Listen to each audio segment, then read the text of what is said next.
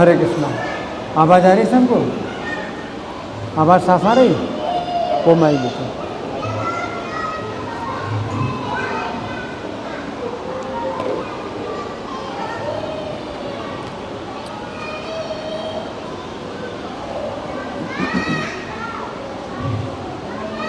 हरे कृष्णा।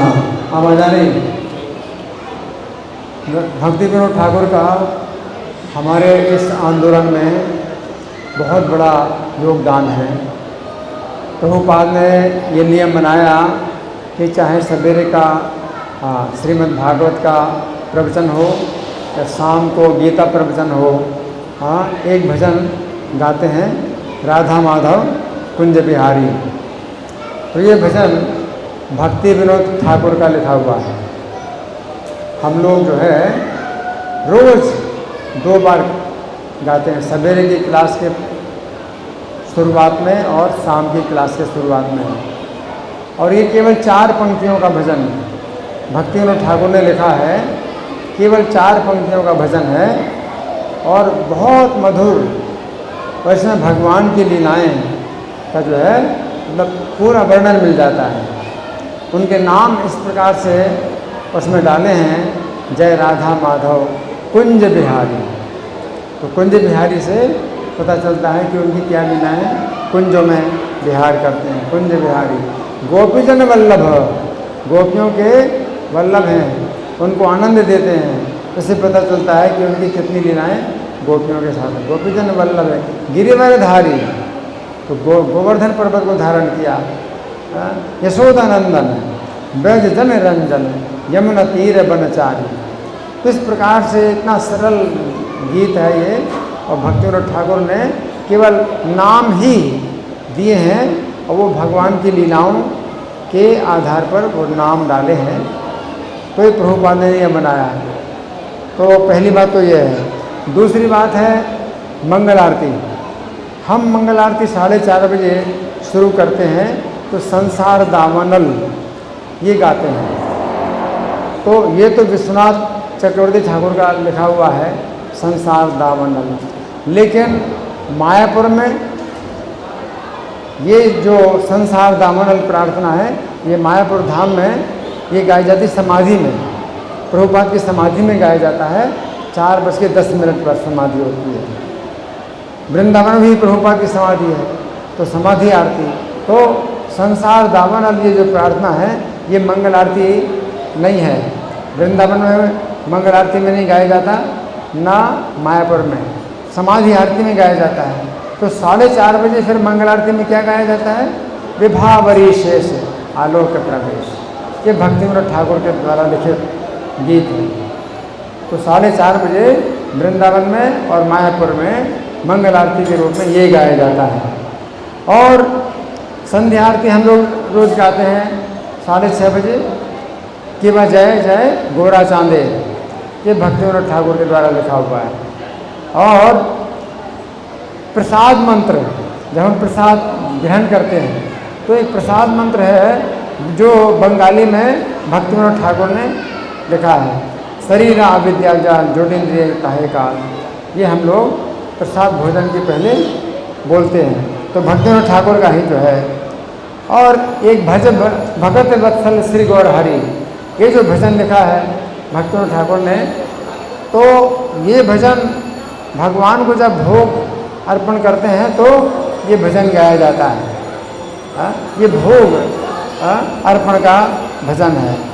इस प्रकार से भक्ति विनोद ठाकुर ने बहुत से भजन लिखे हैं जो कि हमारे लिए बहुत उपयोगी होते हैं।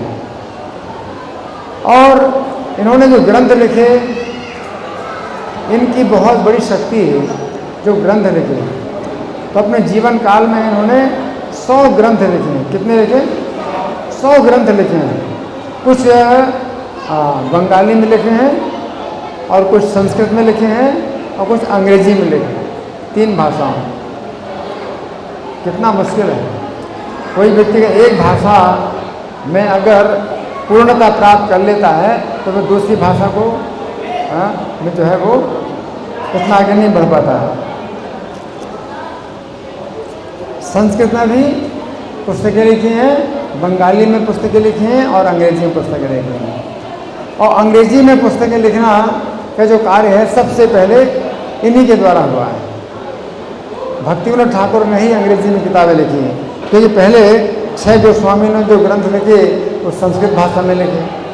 उसके बाद नरोत्तम दास ठाकुर ने जो ग्रंथ लिखे वो बंगाली में लिखे। लेकिन भक्तिविनोद ठाकुर के समय में अंग्रेज़ों का शासन चल रहा था और पूरी दुनिया में अंग्रेज़ों का ही शासन चल रहा था। अंग्रेजी भाषा ही जो है पूरी दुनिया में सबसे ज़्यादा विख्यात थी। तो भक्तिविनोद ठाकुर ने अंग्रेजी भाषा में ग्रंथ लिख करके इतना बड़ा कार्य किया है कि जो हमारे वैदिक ग्रंथ हैं तो उनका संदेश जो है वो अंग्रेजी भाषा में दे दिया। और 1896 में भक्तिविनोद ठाकुर ने एक अंग्रेजी में पुस्तक लिखी थी, श्री चैतन्य महाप्रभु और उनकी शिक्षाएं। ये अंग्रेजी में लिखी थी और इस पुस्तक को उन्होंने पूरे विश्व की लाइब्रेरियों में भेजा था, पुस्तकालयों में। संसार भर के जितने पुस्तकालय हैं सब में भिजवाया। इनका इतना सम्मान था, इतना इनका प्रभाव था अंग्रेजी के शासन में कि ये जो भिजवा सकते थे किताबें। अगर ये कोई पुस्तक भेजना चाहें तो अंग्रेजी प्रशासन की ओर से पूरी सुविधा दी इनको, इतना इनका आदर था। तो सन 1896 में इन्होंने वो किताब जब पूरी दुनिया में भेजी थी, उसी सन में प्रभुपाद का जन्म हुआ। तो इस संकेत मतलब मिलता है कि प्रभुपाद फिर अंग्रेजी में और ज़्यादा कार्य करेंगे। प्रभुपाद ने फिर अंग्रेजी भाषा में और किताबें लिखी और फिर अंग्रेजी से दूसरी भाषाओं में भी अनुवाद कराया।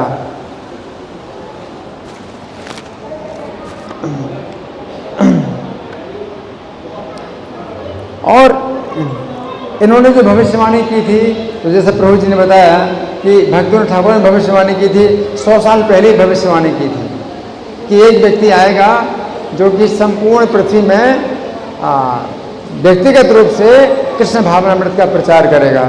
तो प्रभुपाद के बारे में भविष्यवाणी की थी। और इनका जो कार्यक्रम था, जैसा कि इन्होंने बताया पढ़ करके कि रात में 8 से 9 बजे वो सोते थे, 8 से 10 बजे सोते थे। अभी हम लोग यहाँ बैठे हैं क्लास में, वो उनके सोने का टाइम था। 8 से 10 बजे सोते थे और 10 बजे से 4 बजे तक ग्रंथ लिखते थे। फिर 10 से 4 बजे तक सब लोग सोते हैं, तो इन्हें कोई बाधा ना होगी कि कोई व्यक्ति बाधा ना लेगा। तो 10 बजे से 4 बजे तक कितना घंटा हुआ? 6 घंटा। 6 घंटा किताब लिखते थे 10 से 4 बजे तक, है ना।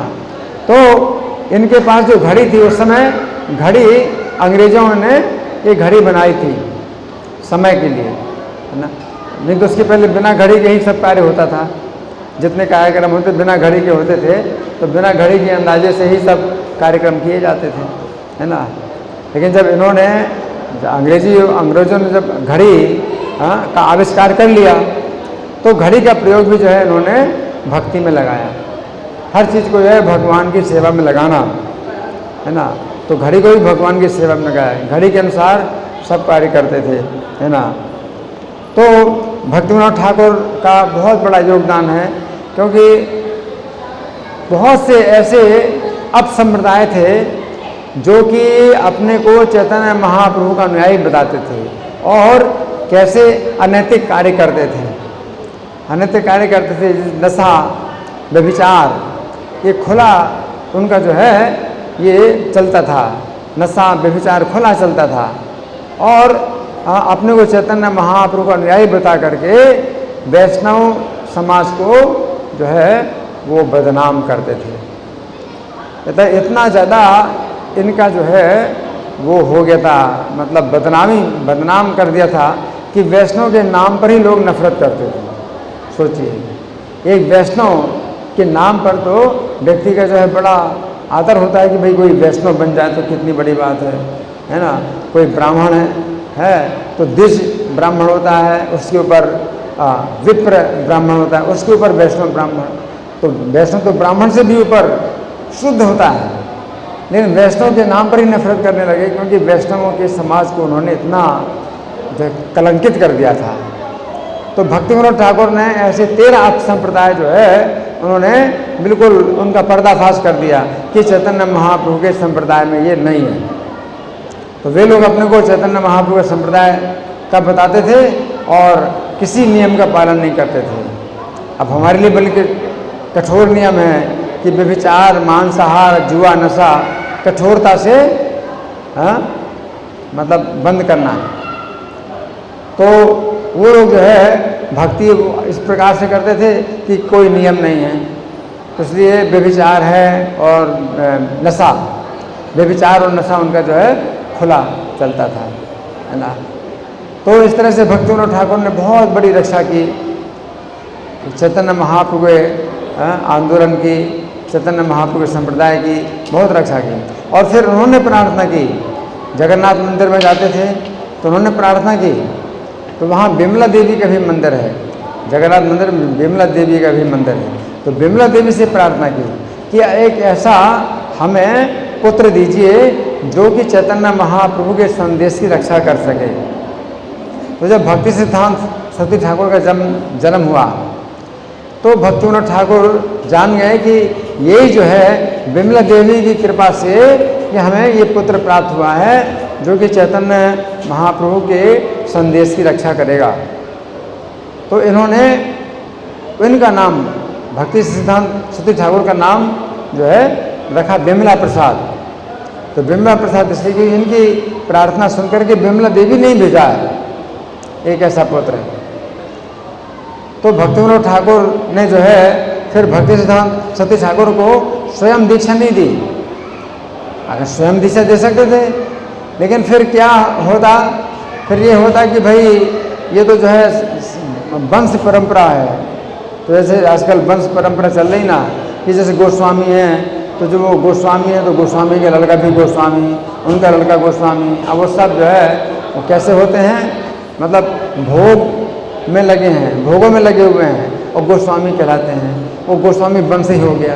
तो भक्ति विनोद ठाकुर अगर चाहते तो भक्ति सिद्धांत सरस्वती ठाकुर को अपना शिष्य बना लेते, लेकिन उन्होंने मतलब इस प्रकार से कोई भ्रांति ना पैदा हो जाए कि भाई पिता अगर गुरु है तो उनका लड़का भी गुरु, तो इस तरह से वंश परंपरा हो जाएगी। इसलिए उन्होंने गौर किशोरदास बाबा जी से उनको दीक्षा दिलाई। भक्ति विनोद ठाकुर ने गौर किशोरदास बाबा जी से दीक्षा दिलाई और गौर किशोरदास बाबा जी ने भक्ति विनोद ठाकुर से शिक्षाएं प्राप्त की। तो परंपरा जो हमारी आचार्यों की परंपरा है, तो भक्ति विनोद ठाकुर के बाद गौर किशोरदास बाबा जी का नाम आता है और गौर किशोरदास बाबा जी के नाम के बाद भक्ति सिद्धांत सरस्वती ठाकुर का नाम आता है। तो ये भी एक मतलब बड़ी शिक्षा की बात है कि अगर पिता जो है अपने पुत्र को शिष्य बना ले तो लोग कहेंगे भाई ये तो जो है इनका खानदानी मतलब ये नियम है, खानदान का नियम है, वंश में जो है उनको जो लड़का होता है वही गुरु बन जाएगा, गुरु का लड़का भी गुरु बन जाएगा।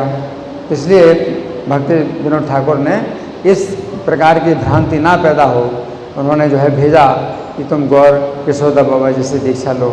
तो इस तरह से भक्ति विनोद ठाकुर का बहुत बड़ा योगदान है। और ऐसे दिनों में जब इन महापुरुषों का जन्म होता है या कभी तिरुभाव होता है तो इनकी कृपा का द्वार खुला रहता है।